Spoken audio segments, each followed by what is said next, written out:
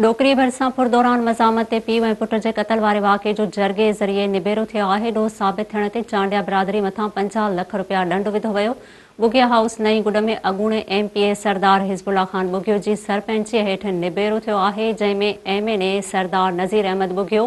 MPA Burhan Khan Chandio, Tariq Anwar सियाल, अदनान इल्ताफ़ उन्नड़, मोहम्मद अली बुगियो समेत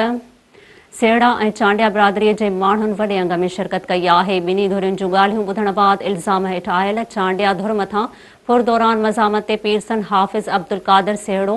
ऐं संदसि पुट फारूक जे क़त्ल जो ॾोह साबित थियण ते 50 लख रुपया ॾंड विधो वियो आहे। यादि रहे त 7 महीना अॻु बाकराणी थाणे जे हद में लाड़काणे मुअनि जो दड़ो रोड ते हथियारबंदनि हथां फुर दौरान मज़ामत ते पीरसन हाफ़िज़ अब्दुल कादिर सेहड़ो ऐं संदसि नौजवान पुट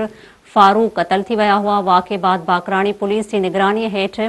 खोजी कुतनि ज़रिए जवाबदारनि जा पेरा खयां विया, जेके ॻोठ गंजा तुनिया भरिसां